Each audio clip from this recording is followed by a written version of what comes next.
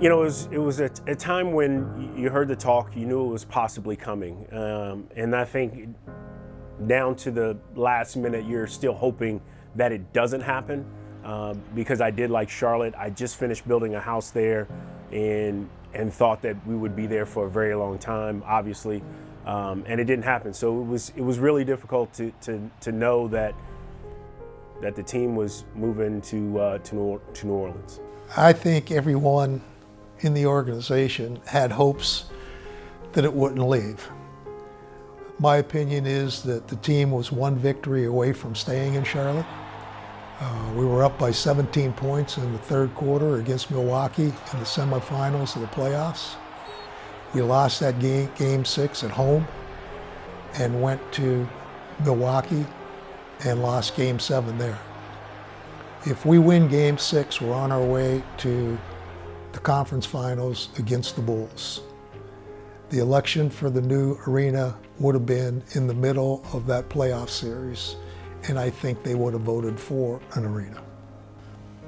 I wonder to this day, if they had advanced to the Eastern Conference Final, if that would have changed enough about perception that they never would have moved to New Orleans. So most of the staff had no idea that we were leaving town until the vote was taken on the arena. And once the arena was voted down, it became pretty clear that the team wouldn't be staying in Charlotte. I think the realization sort of hit us once the results came out from the vote that night, that, you know, this is a real possibility. We didn't see Superman coming in and saving the day, and I think we realized that, hey, this is something that could really happen at that point. When they left, George Shinn was the owner of that team, and he had lost support from the community. It came out of a squabble between the ownership. George had a partner at that time that coincidentally was from New Orleans. They were battling over, hey, we're getting passed up in the luxury seat market. We need a new building. Strange as that might seem, 22,000 seats weren't enough because most of them were lower priced seats. And we've got to compete with these other teams for players that have twice the revenue in their new buildings. And the whole thing was unfortunate. That was a pretty dark day for Charlotte. And all the stuff that led up to it was also pretty sad.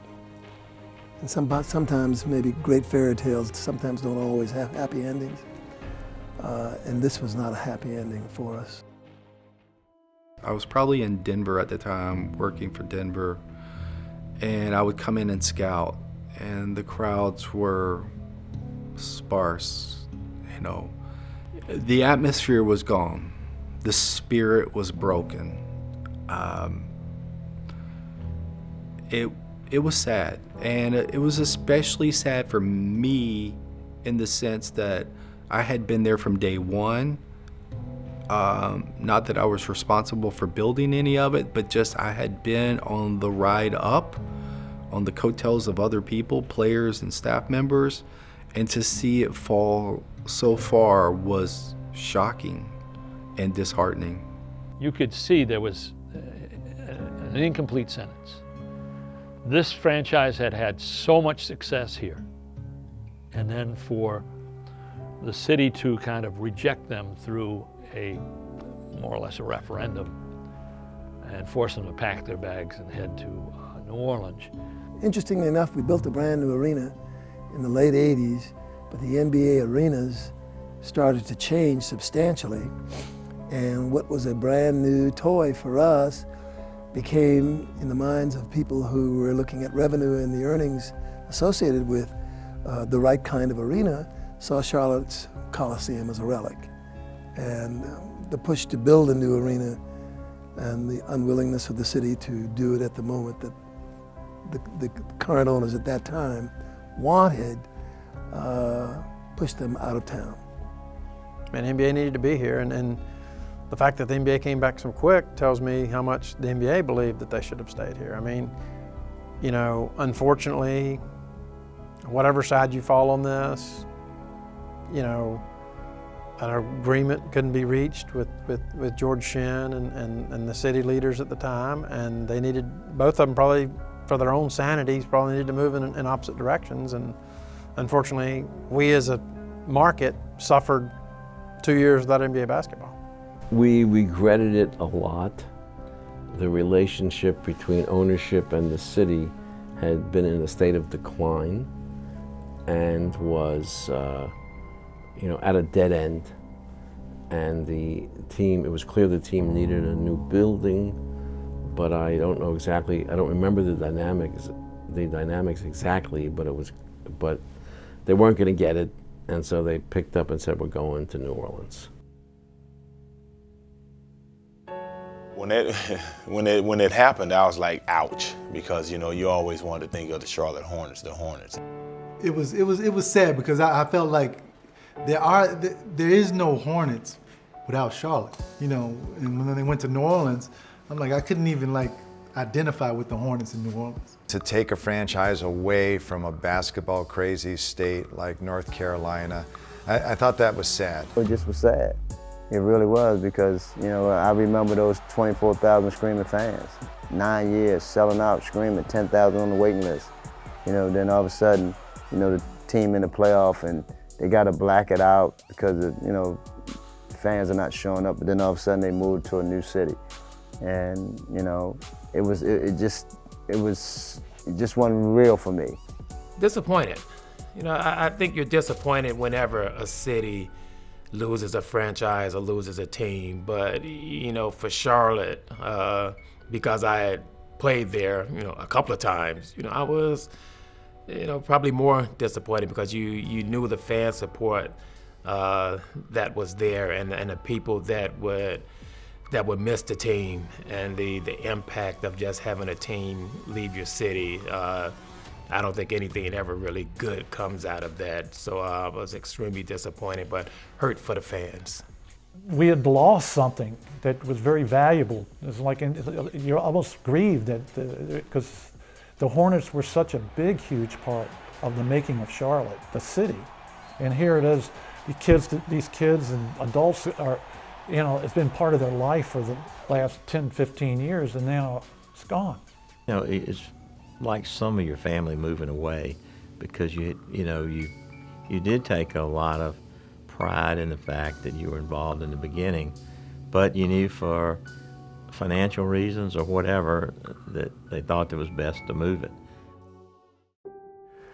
I do remember when they said we were going to New Orleans, start automatically looking and see, well, they don't have any Fortune 500 companies, they don't have Fortune 100 companies. You just knew you needed to get down, figure out New Orleans, figure out where you're going to live, kids going to school, those kind of things. It was, it's kind of like uprooting your family and just in a moment's notice, having to move.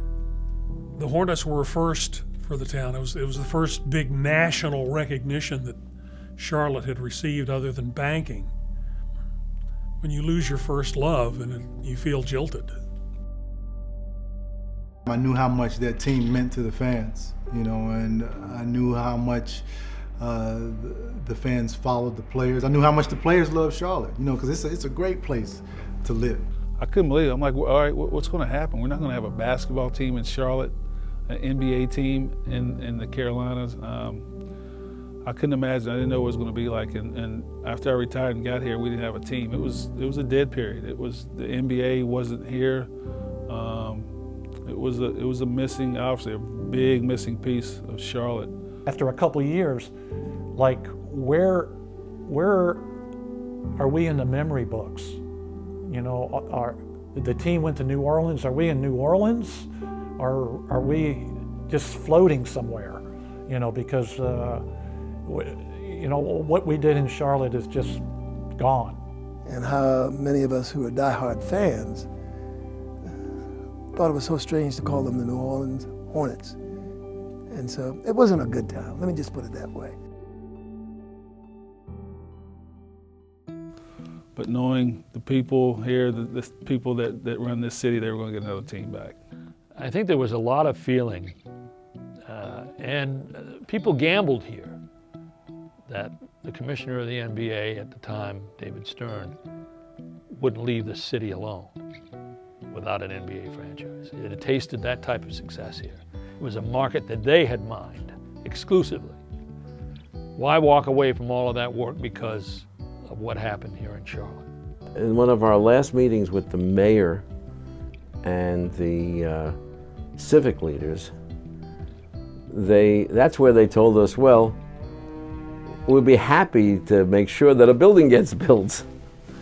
And that's why there was such a quick turnaround by us. You know, it's sort of like, well, why didn't you tell us that before? And I think they were pretty well focused that they were not going to build a new building for the existing ownership. And since they were promising to do what we knew had to be done, with private support as well, I think it was almost before the team left we had decided to go back, because we all felt that perhaps the city deserved to be treated better in light of the way it was supporting and vowing to continue supporting the NBA. But you could see it was just something that the league, they weren't going to walk away from Charlotte. Too much good had happened here.